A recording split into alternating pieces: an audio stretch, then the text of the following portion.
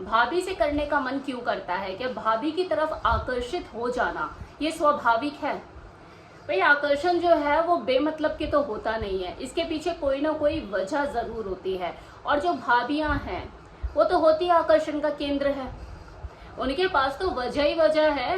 वैसे भी आकर्षण जो है ये कुदरत की देन है, इसकी मोह माया जाल से आप बच नहीं सकते।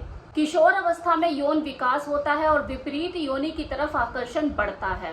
भाभी क्योंकि घर में इजीली अवेलेबल होती है तो उसकी तरफ वो क्लोजनेस की जो इच्छा होती है उसको बल मिलता है।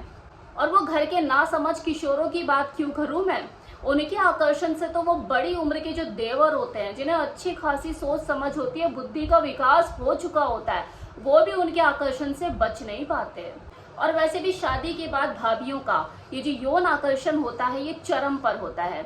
रति क्रिया होने की वजह से शरीर में हार्मोनल बदलाव आ रहे होते हैं, चेहरे पे रौनक होती है, चमक होती है, जिसकी चमक से घर के वो नौजवान किशोर और वो युवकों की आंखें जो है वो चुंधियाने लग जाती है। तभी तो बोला जाता है कि पर्दा करके रखो नजर लग जाएगी। उनका वो व्यवहार अच्छा दिखाने और अच्छा बनाने की जो प्रक्रिया होती है ना, हर किसी की देख रेख करना, पूछना, टाइम पर सबकी चीजों का ख्याल रखना, ये कहीं ना कहीं मन को मोह लेने वाली चीज होती है। एक देवर को अपनी भाभी में एक दोस्त मिल जाती है, कल्पनाओं के बादल छाने लग जाते हैं और वो नव युवक जाने अनजाने, चाहे ना चाहे, अपनी एक दुनिया बना लेता है अपनी भाभी के साथ। मन के किसी कोने में उसका ये व्यवहार उसको आकर्षित करता है कि यार कितनी अच्छी भाभी है मेरी, सबका कितना ख्याल रखती है, मुझे भी एक दोस्त की तरह ही ट्रीट करती है, मेरी जिंदगी का खालीपन दूर हो गया, मुझे अब दोस्त के लिए किसी बाहर किसी लड़की के साथ फ्रेंडशिप करने की जरूरत नहीं है। और चलो कर भी ली तब भी वो अपने दिल के राज अपनी भाभी के साथ आके बयां करता है। और देखो यहाँ तक तो सब कुछ सही है, लेकिन दिक्कत परेशानी तब आती है जब ये आकर्षण, जब ये जगह कुछ ज्यादा ही बढ़ जाती है अपनी भाभी के लिए, जब वो उनसे प्यार, मोहब्बत, इश्क फरमाने की चाह पैदा हो जाती है, जब उसे लगता है कि यार अगर मुझे कोई समझ सकता है तो मेरी भाभी ही समझ सकती है, काश ये मेरी भाभी ना हो कि मेरी जीवन संगनी होती।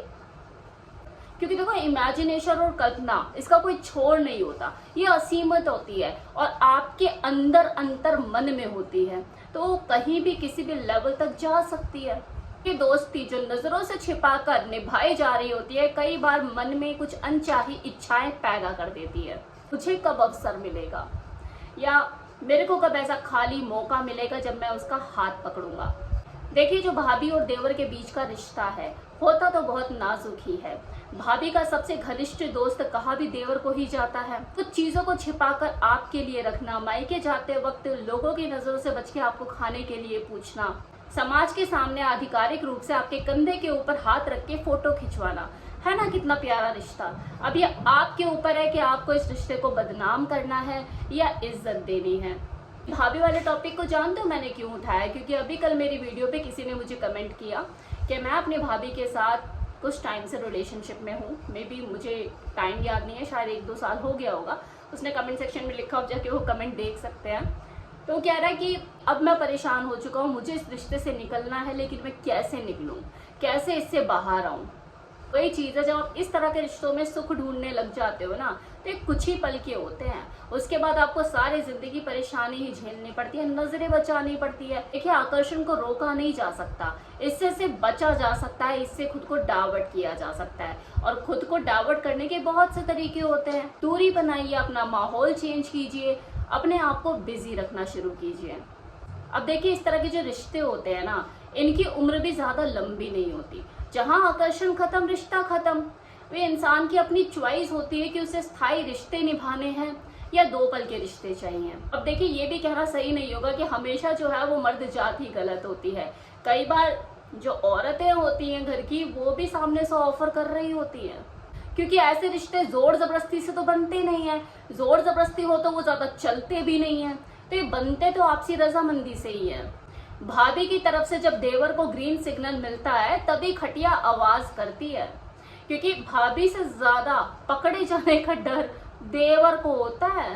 तो देखो जब परिस्थितियां बन रही होती है ना, जो माहौल पैदा हो रहा होता है 2 लोगों के बीच में, तो अवसर अवेलेबल हो ही जाते हैं भाभी के नजदीक जाने के, लेकिन चॉइस भी अवेलेबल होती है कि आपको नजदीक जाना है या नहीं। आपको सामने से ऑफर मिल रहा है, आपको मौका दिया जा रहा है और आपको उस मौके का लाभ उठाना है नहीं। चॉइस भी अवेलेबल होगी। अभी आपको डिसाइड करना है कि आपको आगे बढ़ना है या पीछे हटना है। क्योंकि जब इस तरह की परिस्थितियां अवेलेबल होती है, जब इस तरह के मौके मिलते हैं, तो कोई एडवाइस काम नहीं आती। दिमाग सुन्न पड़ जाता है और कानों में किसी तरह की कोई नैतिकता के जो ज्ञान होते हैं वो नहीं सुनाई दे रहे होते। तो मैं आपको कोई नैतिकता का पाठ भी नहीं पढ़ाने वाली। ये आपको डिसाइड करना है, इट्स योर चॉइस, कि आपको क्या चुनना है। आपको आगे बढ़ना है या आपको पीछे हटना है। कि आप करेंगे वही उस वक्त जो आपके जहन में चलेगा। फिर मैं भले ही आपको जितना मर्जी नैतिकता का पाठ पढ़ा दूं, अगर आपके अंदर वो मॉरल वैल्यू है तो आप पीछे हटेंगे, और अगर आप आगे बढ़ना चाहते तो आप आगे बढ़ेंगे।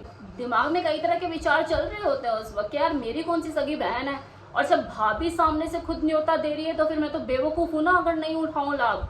फिर इस तरह से रिश्ता परवान चढ़ता है, समाज और दुनियादारी की नजरों से छिप के।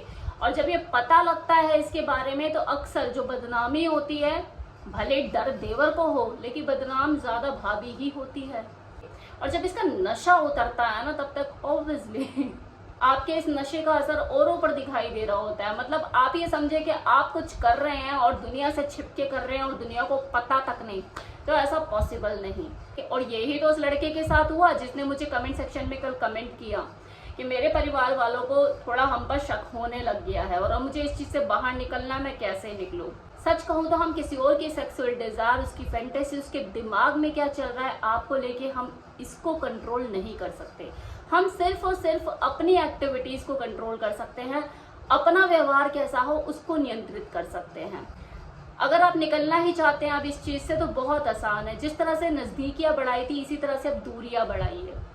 अपने जज्बातों को कंट्रोल कीजिए, माहौल बदलिए और खुद को बिजी रखिए। जो आपके साथ हो रहा है वो अक्सर लोगों के साथ हो ही जाता है, इसमें कोई बड़ी बात नहीं है, लेकिन इसको बढ़ाए चले जाना जरूर बड़ी बात हो सकती है। जानती हूँ कि उम्मीदें तो आपको इस टॉपिक से कुछ हो रही होंगी जो हमेशा से रहती है। आफ्टर ऑल ये भाभी जो टॉपिक है आपका one of the favourite topic है जिसे मैं डिस्कस करती हूँ अक्सर, लेकिन इस वीडियो में मैंने उस तरह की चीजें डिस्कस नहीं की हैं जो आपके कान सुनना चाहते हैं, और वो मैं आगे भी नहीं कर पाऊंगी।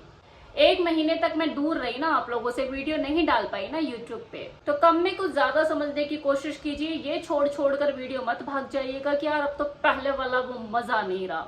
आपको पहले वाला मजा चाहिए तो मेरी पुरानी वाली वीडियो जाके देख सकते हैं, जिसमें मैंने भाभी के टॉपिक को किस तरह से गरम मसाला लगा के वो भुना के आपको इन्फॉर्मेशन दी है। आफ्टर ऑल मेरे वीडियोस का मतलब ही यही होता है कि आपको एंटरटेनमेंट के साथ नॉलेज दूं, लेकिन अब एंटरटेनमेंट की डोज मेरी वीडियो में आपके लिए कमी रहेगी। अगर ये लंबा मेरे को चैनल को चलाना है तो ये मुझे करना पड़ेगा।